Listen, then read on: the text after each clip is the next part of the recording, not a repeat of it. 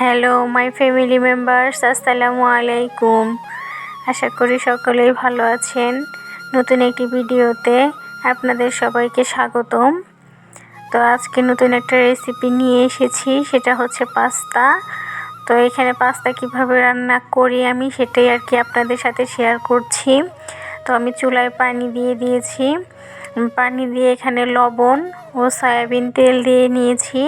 Soybean তেলটা দিলে হয় কি পাস্তাটা ঝরঝরে থাকে, লবণ দিলে পাস্তাটা সিদ্ধ হলে লবণ লাগে, পানসে লাগে না, তার জন্য আর কি লবণ আর তেলটা দিয়ে নিয়েছি। তো এখানে যেহেতু বড় প্যাকেট ছিল, তো এখান থেকে আমি আর কি কিছুটা পরিমাণে পাস্তা রান্না করব। তাই এখানে দুটো হচ্ছে মশলা ছিল, তো এখানে আমি ঢেলে নিচ্ছি। কিছুটা পরিমাণে পাস্তা আমি ঢেলে নিলাম। আমি এটাকে এখন লেড়ে একটু ঢাকা দিয়ে নেব। এটা একটু সিদ্ধ করতে হবে, ঢাকা ছাড়াও সিদ্ধ করা যায়, বাট ঢাকা দিলে সিদ্ধ করলে একটু তাড়াতাড়ি হয় আর কি। তো এখানে আমি ঢাকা দিয়ে দেব। এই যে এখন একটু উঠিয়ে দেখি, আমি এখন দেখে নেব যে সিদ্ধ হয়েছে কিনা। তো আমার এখন সিদ্ধ হয়ে গিয়েছে, আমি চুলাটা অফ করে দিয়েছি। এখন এটাকে আমি চালনিতে ছেঁকে নেব, যেহেতু আমার সিদ্ধ হয়ে গেছে। আর সিদ্ধটা আমি অবশ্যই ফুল সিদ্ধ করিনি, আমি হাফের থেকে একটু বেশি পরিমাণে সিদ্ধ করে নিয়েছি, যাতে পরবর্তীতে ভাজি করলে ফুল সিদ্ধটা হয়ে যায় এবং শক্ত শক্ত ভাব থাকে। পাস্তাটা নরম হয়ে গেলে ভালো লাগে না খেতে, এজন্য আমি হাফ সিদ্ধ করে নিয়েছি। তো এখানে চুলায় কড়াইতে তেল দিয়ে দিয়েছি, তেল দিয়ে পেঁয়াজ কুচি এবং মরিচ কুচি দিয়েছি। বলা যেতে পারে নুডলসের মতোই রান্না আর কি। তো এখানে আমি এটা আর কি ভেজে নিলাম। এখনও আমি কিছুটা লবণ দিয়ে নেব, কারণ যে লবণটা আমি সিদ্ধ করার সময় দিয়েছি সেই লবণটা নেই, কারণ আমি যেহেতু পাস্তাটাকে ধুয়ে নিয়েছি সেই লবণটা নেই, তাই এখানে লবণ দেওয়ার প্রয়োজন ছিল, আমি লবণ দিয়ে নিলাম। এখন এটা আমি হালকা একটু ভেজে নেব। হালকা একটু ভেজে নিয়ে আমি এটাকে এক সাইড করে রেখে দেব। এক সাইড করে রেখে দিলে দেন আমি এর ভিতরে ডিম দিয়ে দেব।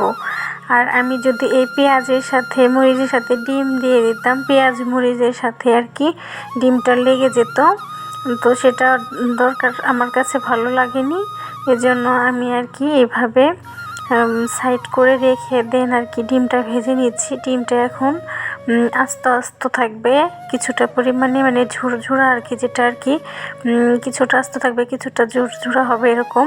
তারপরে হচ্ছে আমি আর কি এই যে পেঁয়াজের সাথে এখন মিক্স করে নেব। এখন মিক্স করলে পেঁয়াজ মরিচের ভিতরে আর কি ডিমটা লেগে যাবে না, তাই আমি এখন মিক্স করে নিলাম।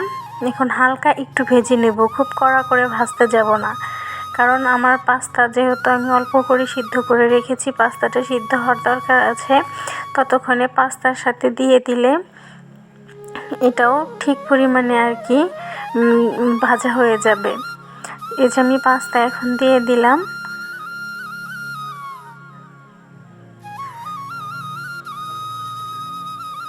তো আমি এখন নেড়ে চেড়ে নেব। পাস্তা আমি দিয়েছি, এখন নেড়ে চেড়ে নিচ্ছি। আমি এভাবে নেড়ে চেড়ে হালকা আঁচে আমি অনেকটা টাইম ভেজে নেব।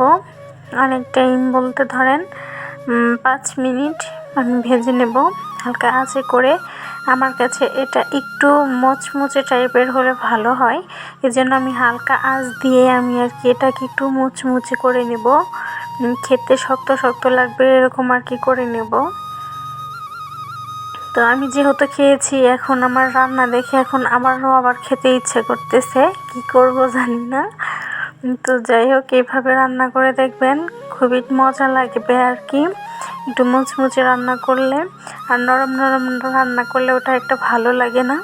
তো এই যে আমি নেড়ে চেড়ে আবারও হচ্ছে দিয়েছিলাম মুচমুচে হওয়ার জন্য। এখন আমি আরেকবার একটু নেড়ে চেড়ে নিচ্ছি। এটা হওয়ার পথে আর কি মানে তেল কড়াই থেকে আর কি ছেড়ে দিয়েছে, তো সেজন্য আমি একটু নেড়ে চেড়ে নিচ্ছি।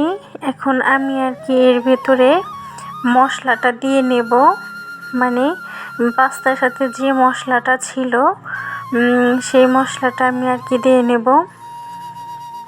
তো এখন আমি আর একটু ভেজে নিয়ে নাড়াচাড়া করে নিলাম। এখন আমি আর কি সেই মশলাটা এখানে যে দিয়ে নিব। এখন মশলাটা দিলে আর কি মানে পাস্তার সাথে খেতে মশলা মশলা ভাব হয়, আর আগে মশলাটা দিলে ততক্ষণে আমার কাছে ভালো লাগে না। আমি আবার মাঝে মাঝে করি যখন ডিম দিই, ডিমে একটু এই মশলাটা দিয়ে দেই, ওটাও ভালো লাগে বেশ। বাট আমি এভাবে আজকে রান্না করেছি। তো এই যে দেখুন হয়ে এসেছে। আমি এখানে আর একটু তেলও দিয়ে দিয়েছিলাম। তো এই দেখুন একটু যে ক্রিস্পি টাইপের হয়েছে, এটা বোঝা যাচ্ছে কিনা জানি না, তবে অনেকটা পাস্তায় আর কি দেখা গিয়েছে একটু শক্ত শক্ত লেগে গিয়েছে। আমার আর কি ওরকম ভাজা ভাজা খেতে অনেক বেশি ভালো লাগে, সেজন্য আমি আর কি এভাবেই রান্না করি। তো আমি এখন এটা বাটিতে বেড়ে নেব। এই যে এখন একটু সস দিয়ে দেব, দেন আর কি খাবো, খুবই টেস্টি। তো আমার ভিডিওটা আপনাদের সকলের কাছে কেমন লেগেছে অবশ্যই কমেন্ট করে জানাবেন। যারা লাইক করেননি লাইক করে দিবেন।